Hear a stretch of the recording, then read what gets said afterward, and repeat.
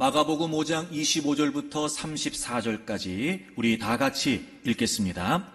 12회를 혈루증으로 알아온 한 여자가 있어 많은 의사에게 많은 괴로움을 받았고 가진 것도 다 허비하였으되 아무 효험이 없고 도리어 더 중하여졌던 차에 예수의 소문을 듣고 무리 가운데 끼어 뒤로 와서 그의 옷에 손을 대니 이는 내가 그의 옷에만 손을 대어도 구원을 받으리라 생각하밀러라. 이에 그의 혈루 근원이 곧 마름에 병이 나은 줄을 몸에 깨달으니라. 예수께서 그 능력이 자기에게서 나간 줄을 곧 스스로 아시고 무리 가운데서 돌이켜 말씀하시되 누가 내 옷에 손을 대었느냐 하시니 제자들이 여짜오되 무리가 애워싸 미는 것을 보시며 누가 내게 손을 대었느냐 물으시나이까 하되 예수께서 이 일 행한 여자를 보려고 둘러보시니 여자가 자기에게 이루어진 일을 알고 두려워하여 떨며 와서 그 앞에 엎드려 모든 사실을 여쭈니 예수께서 이르시되 딸아 내 믿음이 너를 구원하였으니 평안히 가라. 내 병에서 놓여 건강할지어다. 아멘. 제가 어느 책에서 작자 미상의 한 이야기를 봤어요. 제목이 뭐냐면요, 가나안을 거절당한 모세예요. 제가 그대로 읽어볼게요. 사실 그 누구보다도 모세는 가나안에 들어갈 권리가 있는 자였다. 그런데 하나님은 모세의 불순종을 가볍게 처리하지 않으시고 가나안 입성을 단호히 거절하셨다. 모세는 터벅터벅 모압 평지를 지나 느보산 맞은편 비스가산 꼭대기로 올라간다. 그는 늘 꿈꾸었던 가나안을 한참을 바라본 후에 힘없이 무릎을 꿇는다. 그리고 고개를 푹 숙인 채 침묵이 흐른다. 하나님이 모세에게 다가오신다. 모세의 어깨 위에 가만히 손을 얹고 물으신다. 슬프냐? 아닙니다. 그러면 괴로우냐? 아닙니다. 그러면 서러우냐? 아닙니다. 그러면 분하냐? 아닙니다. 가나안 땅으로 인도하겠다고 말한 내가 너와의 약속을 어겼다고 생각하느냐? 고개를 숙인 채 돌처럼 한동안 움직이지 않고 있는 모세가 하나님께 대답한다. 아닙니다. 그러면 왜 그렇게 엎드려 있느냐? 너무 행복해서입니다. 행복하다니. 가만히 생각해보니 지금까지 광야에서 하나님과 함께했던 날들이 제게는 가나안이었습니다. 어느 누가 하나님께서 직접 만들어주신 음식을 먹어보았겠습니까? 어느 누가 하나님께서 손수 내주신 석간수를 먹어봤겠습니까? 하나님과 함께 매일같이 먹고 자고 했던 광야가 저에게는 가나안이었습니다. 여러분 행복하십니까? 아니, 무엇을 행복이라고 생각하십니까? 그리고 어떤 행복을 추구하며 살고 계십니까? 늘 하나님과 함께했던 모세는 비록 척박한 광야였지만 그곳이 가나안과 같았다고 고백하고 있습니다. 우리가 즐겨 부르는 찬송가 있죠? 높은 산이 거친 들이 초막이나 궁궐이나 내 주 예수 모신 곳이 그 어디나 하늘나라. 할렐루야 찬양하세. 내 모든 죄 사함받고 주 예수와 동행하니 그 어디나 하늘나라. 물론 우리는 그 하나님의 나라를 본향으로 삼고 살아가지요. 그날을 고대하며 삽니다. 하지만 이 땅에서의 삶 또한 주님과 동행하는 우리의 삶은 얼마든지 행복하고 얼마든지 기쁘고 얼마든지 평안할 수 있습니다. 사랑하는 교우 여러분, 우리의 행복이 이와 같기를 소망합니다. 12년 동안 혈루증을 앓아온 여인이 있었습니다. 그 긴 세월 병을 고쳐보기 위해 해볼 수 있는 건 다 해봤습니다. 돈을 다 허비할 만큼 최선을 다해봤습니다. 그런데 병을 고치기는커녕 도리어 병은 더 중해졌습니다. 어쩌면 그 긴 세월 병을 앓았다는 것도 그에게 힘든 일이었으나 이제는 더 이상 병을 고칠 수 있는 희망이 없다는 것이 그녀를 더 힘겹게 했을 수도 있습니다. 모르긴 몰라도 지금 그녀는 최악의 상황에서 최악의 상태에 있었을 겁니다. 그러던 어느 날 예수님에 대한 소문을 듣게 되지요. 예수님이 많은 병자를 고치셨고 그렇게 능력을 행하셔서 못 고칠 질병이 없는 분이라고 하는 소식을 듣게 됩니다.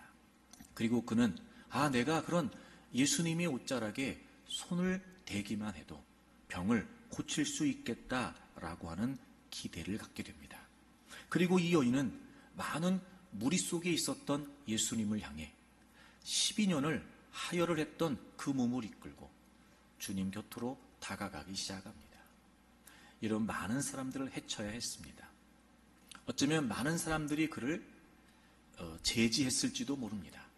하지만 그 예수님의 옷자락에 손을 대야 되겠다라고 하는 병을 고치고 싶은 그 간절한 마음을 담아 주님 곁에 다가가게 되고 주님의 옷자락에 손을 대게 됩니다. 그리고 그 순간 끊어질 것 같지 않았던, 마르지 않을 것 같았던 그 혈류의 근원이 마르게 되고 이 여인은 그 병에서 노임을 받게 됩니다. 그 장면을 성경은 이렇게 기록하지요. 예수님께서 자기에게 능력이 나간 줄을 아셨다는 거예요. 다시 말하면 주님의 능력으로 주님께서 치유하셨다는 거지요. 이 여인은 주님을 알지 못했습니다. 만나본 적이 한 번도 없었습니다. 하지만 이 여인은 주님을 아셨습니다. 주님이 능력을 행해서 이 여인을 고쳐주실 만큼 이 여인의 형편과 처지도 아셨습니다. 얼마나 이 여인이 낫기를 원하는지 그 여인의 마음도 아셨습니다. 그리고 그 주님은 바로 그 여인을 고쳐주셨지요. 주님은 아십니다. 그리고 주님은 원하십니다. 주님은 우리가 어떤 처지, 어떤 형편, 어떤 문제 가운데 있는지 아십니다. 우리가 얼마나 힘들고 얼마나 아프고 얼마나 괴로운지 주님은 아세요. 아무도 몰라준다고 해도 주님은 아십니다. 그래서 주님은 원하세요. 우리가 그 문제에서 해결되기를, 우리가 그 아픔에서 치유되기를, 우리가 그 어려움에서 건짐받기를 주님은 원하세요. 못하실 것이 없는 그분께서 기꺼이 자신의 능력을 행하셔서라도 우리를 그 모든 어려움 가운데서 건져주기를 원하십니다. 여러분, 이 주님이 여러분의 주님이라는 걸 믿으십시오. 근데 오늘 이 본문에서 한 가지 의아한 사실은 이렇게 간절히 병을 고치기를 원했던 이 여인의 이야기가 병을 고쳤으니까 끝나면 될 건데 이야기가 끝나지 않고 오히려 이때까지 주님은 등장하시지도 않고 이제 비로소 주님이 등장하셔서 무언가를 하신다는 거예요. 제가 지난 주간에 그런 말씀을 드렸습니다. 지난 주일에 그런 말씀을 드렸습니다. 아니 이렇게 12년 동안이나 고치지 못했던 병을 고침받은 것보다 더 큰 기적이 어디 있을까? 아니 이거보다 더 어마어마한 일이 도대체 무엇일까? 그런데 이 일은 고작 오늘 이 이야기의 서론에 불과하다니 말입니다. 그리고 주님이 등장하십니다. 그리고 말씀하시죠. 누가 내 옷에 손을 대었냐는 겁니다. 그리고 막 주변을 둘러보시는 거예요. 주님의 의도가 뭐였냐면 바로 그 여인, 주님의 옷자락에 손을 댔던 그 여인을 보고 싶으셨던 겁니다. 그 주님의 말씀을 들었던 이 여인은 신적인 두려움을 갖게 됩니다. 그리고 어쩔 수 없이 그 주님 앞에 다가와 엎드리게 되지요. 그리고 그때 주님이 이렇게 말씀하십니다. 딸아, 내 믿음이 너를 구원했다. 그리고 마지막 평안히 가라 이렇게 말씀하세요. 그러니까 주님은 아셨어요. 그리고 주님은 원하셨지요. 그래서 이 여인의 병을 고쳐주셨어요. 근데 주님께서 정말 원하셨던 것은 단지 병을 고치시는 것뿐만이 아니었어요. 그보다 더 중요한, 그리고 그보다 더 필요한, 이 여인이 앞으로 삶을 살아가는 데서 그 무엇보다도 필요한 주님만이 주실 수 있는 평안, 바로 그 샬롬을 그 여인에게 주기를 원하셨던 거예요. 우리의 모든 형편과 처지를 아시는 주님, 우리의 아픔과 괴로움을 다 알고 계시는 그 주님, 그 주님께서 정말 우리에게 주기를 원하시는 게 뭘까요? 그건 바로 주님만이 주실 수 있는 평안입니다. 이런 거예요. 주님이 우리에게 주시기를 원하는 건 걱정 없는 삶이 아니에요. 걱정에 물들지 않는 삶이에요. 주님을 만나야 됐고, 주님으로부터만 얻을 수 있고, 주님께서만 주실 수 있는 이 평안. 어떤 상황이나 문제나 형편에 따라 주어지는 감정, 즉 일이 생기면 불편하고 힘들고 어렵고, 일이 해결되면 편안해지고 안심되는 그런 감정이 아니라, 그 어떤 상황에서도 흔들리거나 깨어지지 않는 절대적인 상태, 주님 안에서 주님으로부터만 얻을 수 있는 이 진정한 평안, 바로 이걸 주님께서 주기를 원하셨던 거예요. 여기에서 이 평안이라고 하는 단어는 히브리어 샬롬의 헬라식 표현이라고 제가 말씀을 드렸어요. 에이레네.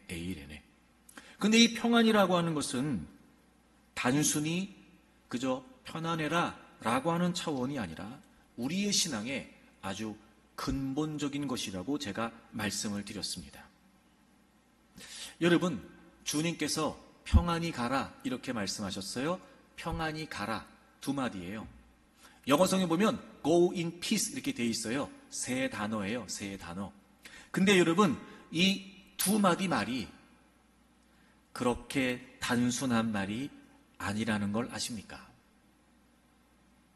평안히 가라 라고 하는 이 짧은 문장 안에 우리가 상상조차 할 수 없는 어마어마한 하나님의 마음이 담겨져 있습니다. 제가 이번 주간 이 말씀을 준비하고 기도하면서 정말 제가 하나님께 간절히 기도했어요. 하나님, 제가 뭘 얼마나 전할 수 있겠습니까? 또 저의 말주변이나 또 저의 표현이나 이런 걸 가지고 제가 어떻게 다 하나님 마음을 전할 수 있겠습니까? 하지만 성령님께서 역사해 주셔서 오늘 전달되는 이 하나님의 말씀, 우리 교우들이 정말 자신의 말씀으로 깨닫고 확신하기를 원합니다. 그렇게 제가 기도했어요. 그래서 그랬는지 오늘도 아침에 자꾸 잠이 일찍 깨는 거예요. 막 새벽에. 제 마음 가운데 더 기도하라고 하시나 보다. 그래서 그냥 누워서 오늘 설교를 해서 기도했어요. 하나님, 이 말씀이 정말 깨달아지게 해주세요. 확신 있게 해주세요. 그래서 저는 여러분들이 돌아가실 때 오늘 제가 이제 설명하려고 하는 이 말씀의 의미를 여러분이 정말 여러분의 말씀으로 확신하고 그 은혜 속에 돌아갈 수 있기를 주의 이름으로 축복합니다. 여러분, go in peace, 평안히 가라. 이 평안이라고 하는 한 단어에 담겨져 있는 그 어마어마한 하나님의 마음, 오늘 그 말씀 여러분과 좀 나누고 싶습니다. 여러분, 이 얘기를 설명하려면 창세기 1장으로 가야 돼요. 여러분, 창세기 1장을 가보실까요? 창세기 1장을 보시면 하나님께서 천지를 창조하신 이야기가 기록되어 있어요. 첫째 날부터 여섯째 날까지. 우리가 알고 있는 것처럼 하나님께서는 우리 인간을 마지막 여섯째 날 창조하셨어요. 그러니까 첫째 날부터 여섯째 날까지 해서 이제 모든 걸 다 만들어 놓으시고 그 마지막 인간을 만드세요. 그 천지 창조의 기사가 기록되어 있는 이 창세기 1장에서 여러분, 가장 많이 나오는 표현이 있어요. 가장 많이 나오는 표현. 무려 7번이나 등장을 해요. 자, 그게 뭐냐면 4절 보세요. 4절. 빛이 하나님 보시기에 좋았더라 이렇게 되어 있어요. 어땠더라? 좋았더라. 여러분 10절 보시겠어요? 하나님이 묻을 땅이라 부르시고 모인 물을 바다라 부르시니 하나님 보시기에 좋았더라. 좋았더라. 12절 맨 마지막에 하나님이 보시기에 좋았더라. 18절, 21절, 25절, 31절 이렇게 7번이나 연거푸 반복해서 좋았더라라고 하는 표현이 나와요. 여러분 이게 히브리어의 토브예요. 토브라고 하는 말인데 이 단어는 좋다, 아름답다 이런 의미를 가져요. 그리고 기쁘다 이런 뜻도 있어요. 기쁘다 이런 뜻도 있어요. 근데 이거는 단순히 좋은 감정의 정도를 말하는 게 아니라 지극한 만족이에요. 그러니까 쉽게 말하면 완벽한 상태를 말하는 거예요. 그래서 좀 우리말로 표현이 어려운데 확실히 좋다, 확실히 좋다. 혹은 막 대빵 좋다. 그래서 완전히 이렇게 충족된 그런 지극한 만족의 상태가 바로 이 좋았더라라고 하는 토브라고 하는 단어예요. 근데 여러분 이 성경이 이 단어가요 이렇게 번역되는 내용이 한 가지 나와요. 자, 신명기 10장을 찾아보세요. 신명기 10장 13절 보세요, 여러분. 하나님께서 모세를 통해서 이스라엘 백성들에게 이런 말씀을 하세요. 내가 오늘 내 행복을 위하여 하나님께서 이스라엘 백성들에게 야, 내가 너희들이 행복하기를 원해 라고 이 행복이라는 단어를 사용하시는데 바로 이 행복이라고 하는 단어가 창세기 1장에 나오는 좋았더라 토브라고 하는 단어예요. 그러니까 창세기 1장에 좋았더라 하나님께서 계속 이렇게 말씀하신 건 뭐냐면 하나님이 너무 행복하신 거예요. 너무 좋으신 나머지 우리식으로 우리 알기 쉽게 표현하면 행복하셨던 거예요. 그러니까 좀 이런 표현이 어떨지 모르겠지만 하나님이 끝장나게 행복하신 거예요. 끝장나게 행복이라는 단어예요. 그제 궁금했어요. 아니 그럼 하나님이 이렇게 천지와 만물을 다 만드시고 행복하셔도 이게 무슨 의미일까? 무슨 의미일까? 그런데 그 목포 사랑의 교회 백동주 목사님이 쓴 책에 보니까 이 창세기 1장에 좋았더라라고 하는 내용을요 이렇게 다른 이야기로 구성을 해서 설명을 했더라고요. 이런 내용이었어요. 자, 여러분 어떤 아버지가 있는데 이 아버지가 아들한테 집을 지어주는 거예요. 아들한테 집을 지어주는 거예요, 지금. 그래서 아버지가 이제 집 지려면 뭐가 먼저 필요해요? 땅이 필요하잖아, 땅이. 그래서 아버지가 땅을 탁 샀어. 되게 좋았어, 아버지가. 땅 사고. 털을 탁 닦아놨어요. 그리고 아버지가 너무 좋았던 거예요. 기초를 탄탄하게 세웠어. 그리고 아버지가 너무 좋은 거야, 막. 이제 기둥이 세워지기 시작하더니 층층이 올라가기 시작을 해요. 콘크리트를 붓고 그리고 막 외부를 이렇게 해서 막 만들고 그 보면서 아버지가 너무 좋은 거예요. 겉에 색칠도 하고 내부 인테리어도 하고 가구도 고르고 또 이런 벽지도 선택하고 그러면서 아버지가 그걸 볼 때마다 그렇게 집이 지어져 가는 걸 보면서 너무 좋은 거야, 막. 여러분 이때 아버지가 왜 좋은 걸까요? 야, 내가 땅을 잘 샀어. 그럼 그렇지. 야, 내가 색깔을 잘 골랐어. 그럼 그렇지. 내가 누군데. 이런 걸까? 아버지가 지금 좋은 게? 왜 좋은 거예요? 그렇게 아버지가 심혈을 기울여서 만든 그 집에 누가 살아 이제? 아들이 살아, 아들이. 그렇게 아버지가 마련해 놓은 그 집에서 아들이 즐겁게 가족들과 단란하게 행복하게 살아갈 모습을 그리니까 아버지가 그것만 봐도 너무 좋은 거예요. 여러분 그 책에서 그 목사님이 그렇게 설명을 하더라고요. 하나님께서 이 모든 우주 만물을 만드시고 마지막에 인간을 만드셨는데 그렇게 만드실 때마다 창조하실 때마다 좋았더라 하나님이 행복하셨다는 의미가 과연 뭘까? 그러니까 그 창조된 그 자체 때문에 하나님이 행복하신 게 아니고 이렇게 완성된 세상에서 하나님이 만들어 오신 그 완성된 세상에서 하나님의 백성들이 그 인간들이 행복하게 살 것을 미리 보시고 너무 좋으셨다는 거예요. 다시 말하면 하나님은 우리가 살아갈 수 있는 모든 조건을 완벽하게 만들어 놓으시고 그 속에서 인간이 만족스럽게 살 모습을 그리시면서 너무 좋으셨던 거예요.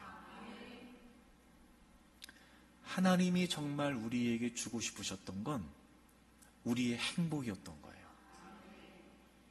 하나님 안에서 하나님께서 주신 그 모든 것 속에서 염려도 근심도 걱정도 없이 그렇게 하나님 안에서 모든 것을 누리면서 만족하고 즐거워하고 기뻐하고 그렇게 행복하게 살기를 원하셨던 거예요. 그 모습을 막 그리시면서 하나님이 보시기에 행복하셨다. 보시기에 행복하셨다. 하나님이 그러셨던 거예요. 그런데 이 하나님의 계획은 딸랑 창세기 1장, 2장까지였어요.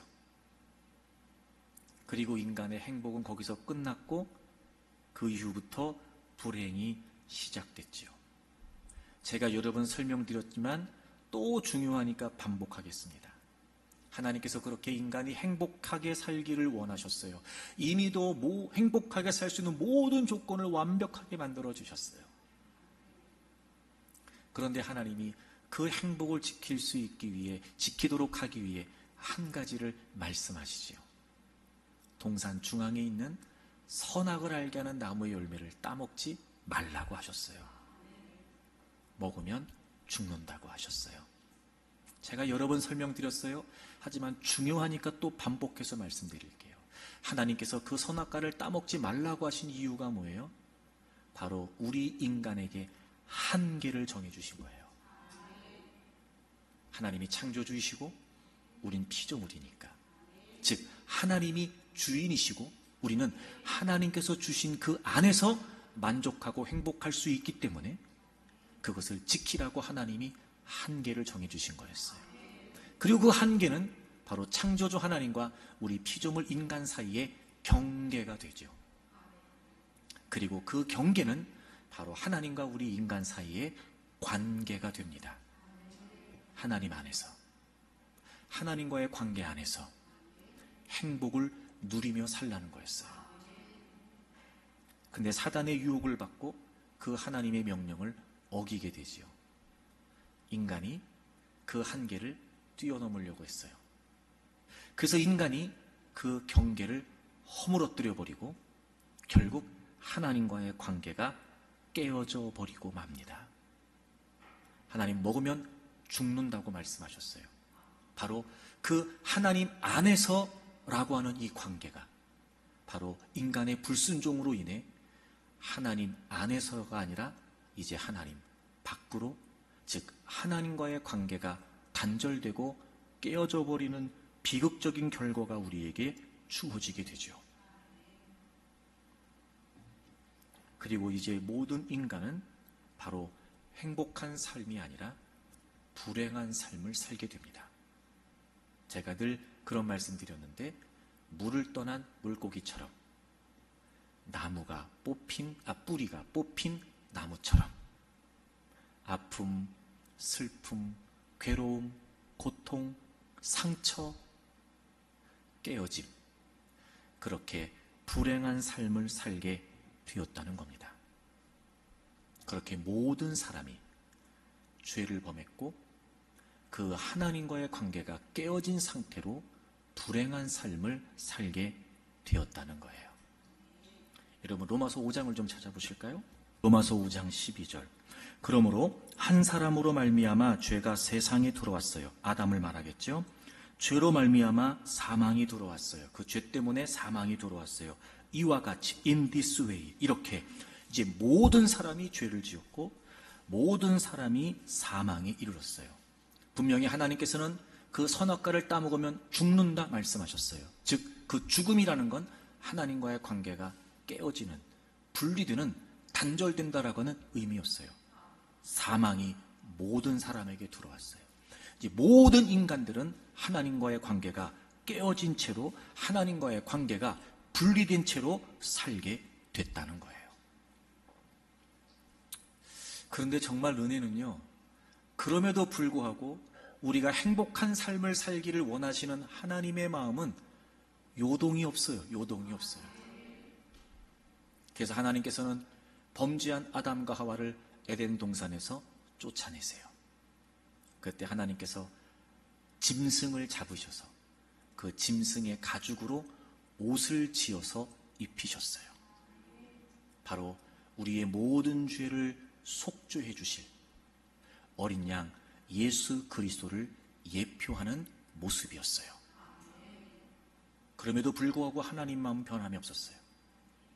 하나님은 우리가 하나님 안에서 행복하게 살기를 원하셨어요. 기뻐하면서 즐거워하면서 평안하면서 살기를 원하셨지요. 그래서 그 예수 그리스도를 우리의 모든 죄를 담당하게 하실 속죄의 제물, 화목의 제물로 삼으셨어요.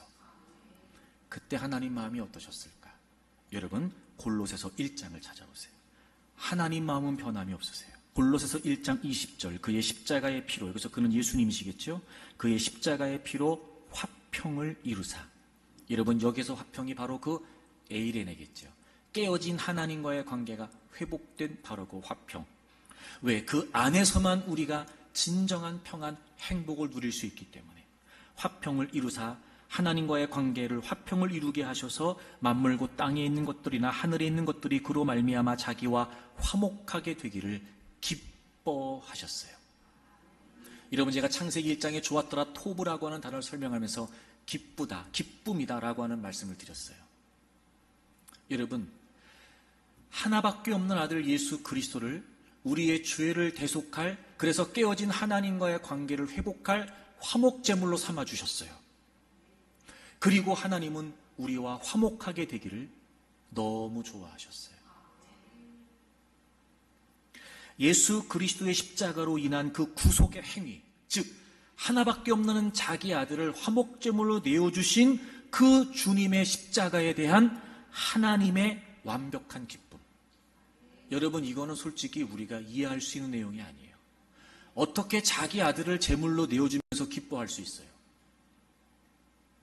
어떻게 다른 사람을 위해서 하나밖에 없는 자기의 아들을 십자가에 죽이면서 기뻐할 수가 있어요? 얼마나 하나님께서 우리가 하나님 안에서 행복한 삶을 살기를 원했는지 아시겠죠? 너무 만족하셨어요. 왜요?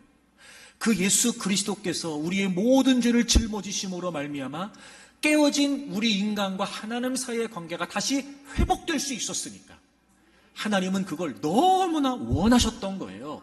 창세기 1장에서 우리가 행복한 삶을 살기를 원하셨던 그 마음이 우리가 죄를 짓고 하나님께로 돌아서고 그리고 여러분 우리가 죄의 지배를 받고 살아가는 그 삶의 자리에서조차 하나님은 우리가 이렇게까지 하나님과 화목되기를 원하셨어요.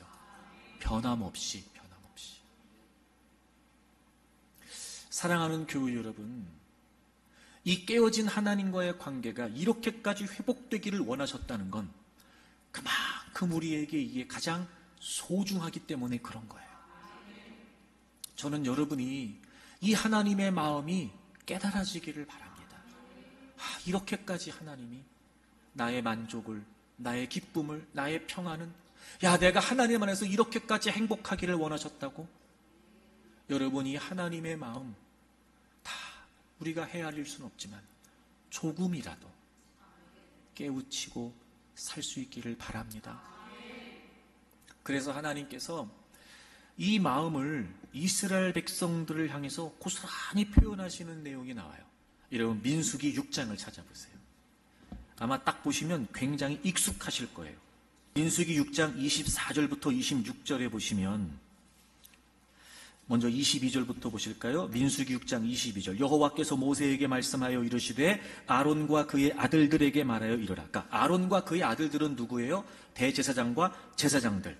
그러니까 제사를 드리기 위해서 성막을 찾아온 사람들에게 제사장으로서 이렇게 축복하래요. 참 여러분 이게 얼마나 의미가 있냐면 그 제사장들이 하나님의 백성들을 축복할 때 제사장의 축복으로 축복하는 게 아니에요. 야 내가 이렇게 얘기해 줄게. 내 백성들이 제사 드리러 오잖아? 그러면 너네들은 그들을 내가 지금 이렇게 얘기한 대로 축복해. 너네들의 축복으로 축복하는 게 아니라 내가 주는 복으로 축복해 라고 하시면서 하나님이 직접 하나님의 백성들을 이렇게 복을 주시겠다고 약속을 하세요. 24절. 여호와는 내게 복을 주시고 너를 지키시기를 원하며 여호와는 그의 얼굴을 내게 비추사 은혜 베푸시기를 원하며 여호와는 그 얼굴을 내게로 향하여 드사 평강 주시기를 원하노라. 야, 여러분 보세요. 원하며 원하노라. 여러분, 하나님이요 이렇게까지 원하시는 거예요. 원한다. 내 백성들을 너희들은 내가 주는 복으로 축복해야 돼. 원한다. 복을 주시고 지켜주시고 은혜 베푸시기를 원하고 평강 주시기를 원한다. 여러분, 당연히 여기에서의 평강이라고 하는 단어는 샬롬이에요. 깨어진 하나님과의 관계 안에서 누릴 수 없는, 하지만 다시 하나님은 예수 그리스도를 통해서 그 관계를 회복하시고 하나님의 백성들에게 정말 주기를 원하셨어요. 그 평강을 말이에요. 회복된 하나님 관계 안에서만 누릴 수 있는 이 진정한 행복. 다시 말해 아담과 하와가 하나님과의 관계가 깨어지기 전에 창세기 1장과 2장에서 아무런 부족함이 없는 상태에서 누렸던 그 진짜 행복, 바로 그 샬롬. 비록 그 샬롬이 인간의 죄 때문에 깨어졌지만 하나님께서는 그 구약의 백성들에게도 앞으로 그 예수 그리스도, 앞으로 보내실 그 예수 그리스도를 통해서 회복하실 그 하나님의 관계를 소망할 수 있도록, 그 샬롬의 관계에서 누릴 수 있는 그 놀라운 은혜를 소망할 수 있도록 제사장들에게 하나님 백성들을 이렇게 축복하라는 거예요. 이렇게까지 하나님 안에서 행복하기를 원하셨어요. 그래서 여러분, 예수님이 오시기 전 약 700여 년 전에 활동했던 이사야 선지자는 그 구약의 복음서라고 일컬어지는 이사야서에서 그 예수 그리스도, 그 메시아에 관해 분명히 이렇게 언급을 해요. 여러분, 이사야 9장을 찾아보세요. 메시아에 관해 이렇게 예언을 해요. 9장 6절, 이는 한 아기가 우리에게 낳고 한 아들을 우리에게 주신 바 되었는데 그의 어깨에는 정사를 메었고 그의 이름은 기묘자라, 모사라, 전능하신 하나님이라, 영존하신 아버지라. 그 다음 누구예요? 평강의 왕이라. 샬롬. 왜요? 53장에 가면 바로 예수님을 평강의 왕으로 예언한 선지자는 이렇게 얘기하죠. 그가 징계를 받음으로 우리가 평화를 누리게 되었다. 이렇게 얘기하죠. 우리는 우리의 죄 때문에 하나님과의 관계가 깨어져 있었어요. 결코 행복한 삶을 살 수가 없었어요. 그런데 하나님은 하나님 백성들에게 너무나 행복한 삶을, 만족한 삶을 주기를 원하셨어요. 하나님 안에서 가능하니까요. 그래서 그 깨어진 관계를 회복하기를 원하셨어요. 그 깨어진 샬롬을 다시 회복하기를 원하셨어요. 그래서 예수 그리스도를 보내주시겠다고 약속하셨고 그분이 오시기까지 계속해서 이 말씀하시는 거예요. 바로 그 깨어진 하나님과의 관계가 회복되기를 원하셨던 거예요. 그리고 그 안에서 다시 우리가 그 어떤 고통과 그 어떤 슬픔과 그 아픔 속에서도 깨어지지 않는 진정한 만족, 결코 그 어떤 것으로도 누리거나 얻을 수 없는 이 진짜 행복, 회복된 하나님과의 관계, 그 샬롬의 관계에서 누리기를 원하셨지요. 그리고 예수님께서 이 땅에 오셨어요. 그리고 예수님도 그것 때문에 오신 걸 너무나 잘 알고 계셨어요. 그래서 예수님은요, 중요한 장면에서 늘 그 말씀을 하십니다. 참 성경은요, 이런 게 신기한 거예요. 여러분, 예수님께서 이 땅에 오셔서 두 편의 설교를 남기셨어요. 우리가 잘 알고 있는 산상수훈, 마태복음 5장부터 7장까지. 그리고 두 번째 다락방 훈화라고 하는데요. 그건 바로 요한복음 13장부터 17장까지예요. 이 두 편에 아주 중요한 설교를 남기셨는데 특히 다락방 훈화라고 하는 요한복음 13장부터 17장까지 내용의 핵심이 뭐냐면 바로 이 행복이에요. 자, 여러분 찾아보실까요? 자, 요한복음 14장. 매 장마다 주님이 말씀하세요. 매 장마다. 자, 14장 27절. 평안을 너희에게 끼치노니 곧 나의 평안을 너희에게 주노라. 내가 너희에게 주는 것은 세상이 주는 것과 같지 아니하니라. 너희는 마음에 근심하지도 말고 두려워하지도 말라. 여기서 이 평안이라고 한 단어는 바로 샬롬의 헬라식 표현 에이레네. 오늘 본문에 등장하는 Go in peace, 바로 그 하나님 안에서의 평안을 말해요. 주님이 그거 주고 싶으신 거예요. 왜? 그것 때문에 오셨잖아요. 주님이 깨어진 하나님과 관계를 다시 회복해 주시기 위해서 주님이 이 땅에 오셨단 말이에요. 15장 가보실까요? 15장 11절. 이제는 보다 더 직접적으로 말씀하세요. 15장 11절. 내가 이것을 너희에게 이름은, 그러니까 지금 주님이 이 말씀을 하시는 거, 지금 주님이 이 설교를 하시는 이유가 뭐냐? 내가 너희에게 이것을 얘기하는 거, 내가 말하는 이유가 뭔지 아냐? 내 기쁨이 너희 안에 있어 너희 기쁨을 충만하게 하려 함이라. 여러분이 기쁨이라고 하는 단어가 바로 행복이라는 단어예요. 근데 이런 거예요. 내가 너희들에게 기쁨을 주는데 누구의 기쁨을 준대요? 내 기쁨. 주님 안에 있는 기쁨. 주님만이 주실 수 있는 기쁨. 내 기쁨. 주님이 소유하신 기쁨. 주님으로부터만 얻을 수 있는 기쁨. 그 행복. 바로 회복된 하나님과의 관계 안에서 누릴 수 있는 그 진정한 평안과 행복 말이에요. 내가 지금 이 설교하는 이유가 뭔지 알아? 난 너희들이 행복하기를 원한다. 내 안에 있는 행복을 내가 너희들에게 주고 싶은 거다. 16장 보실까요, 여러분? 33절.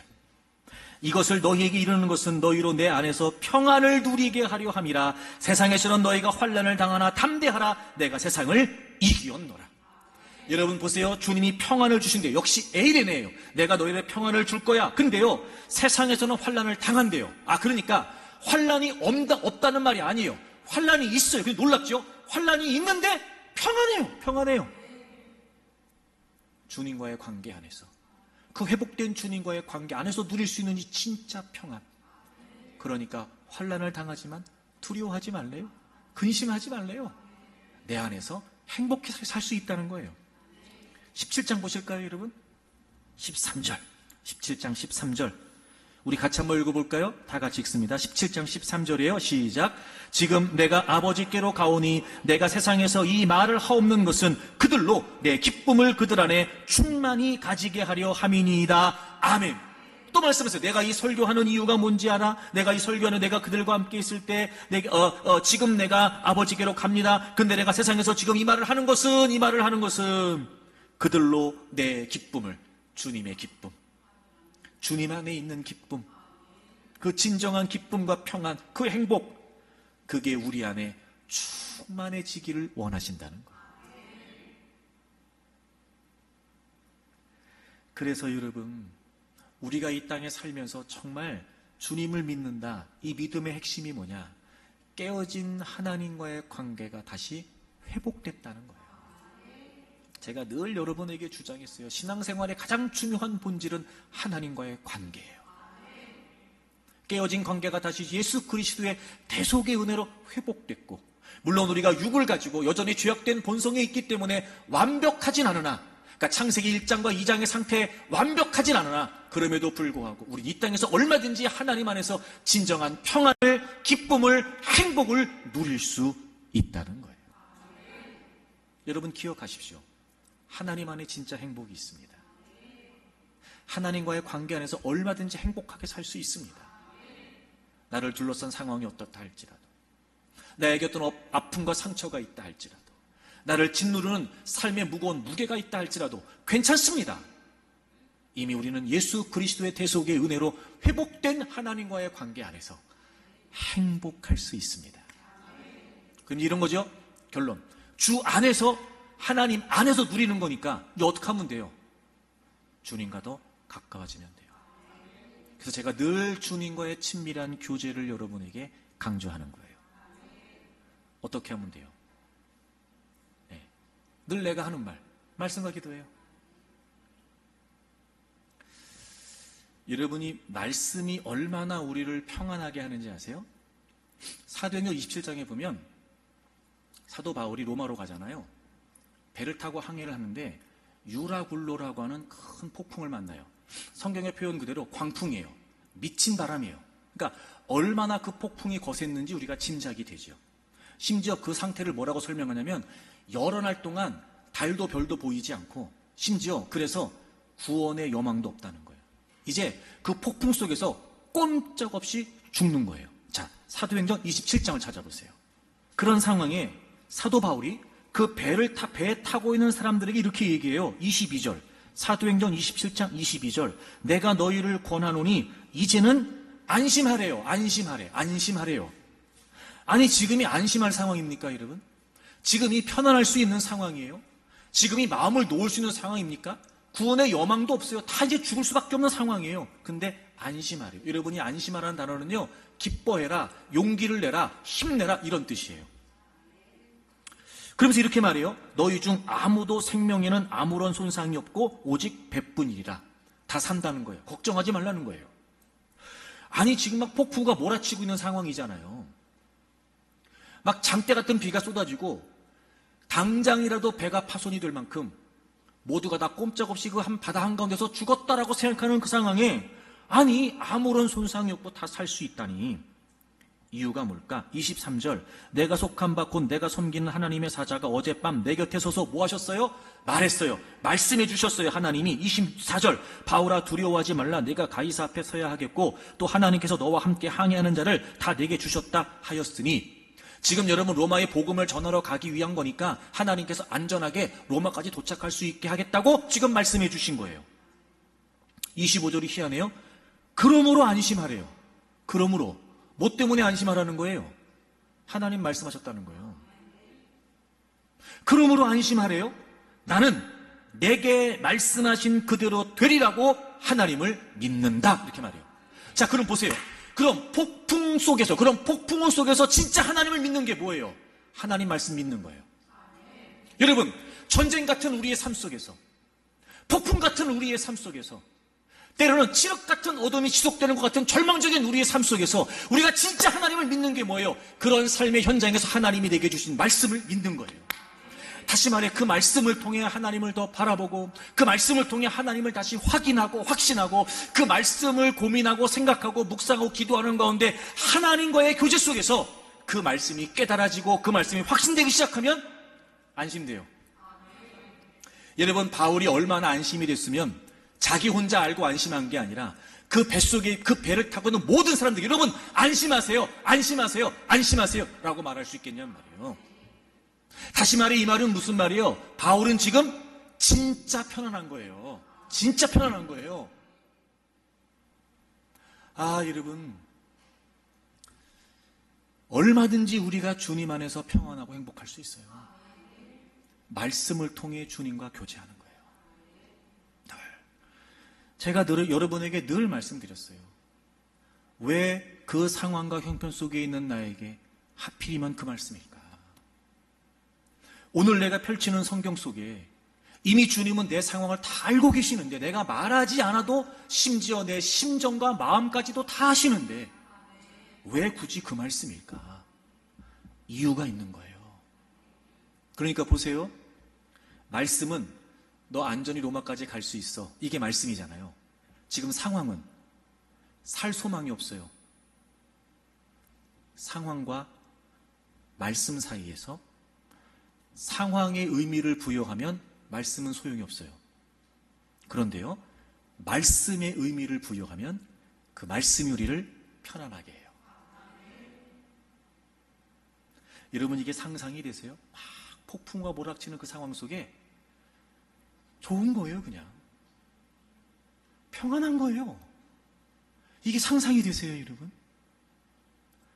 여러분, 이게 우리의 삶에 경험되기를 바랍니다. 그래서 여러분, 말씀이 말씀으로 믿어지려면 그 말씀 붙들고 기도해야 돼요. 언제까지? 붙들릴 때까지. 여러분, 그 말씀을 붙들고 기도해서 그 말씀에 붙들린다는 게 무슨 말일까? 자, 빌립보서 4장을 찾아보세요. 빌립보서 4장 6절 7절 같이 읽어요. 시작. 아무것도 염려하지 말고 다만 모든 일에 기도와 간구로 너희 구할 것을 감사함으로 하나님께 아뢰라. 그리하면 모든 지각에 뛰어난 하나님의 평강이 그리스도 예수 안에서 너희 마음과 생각을 지키시리라. 아멘. 하나님의 평강, 또 평강 나왔어요. 당연히 에이레네예요.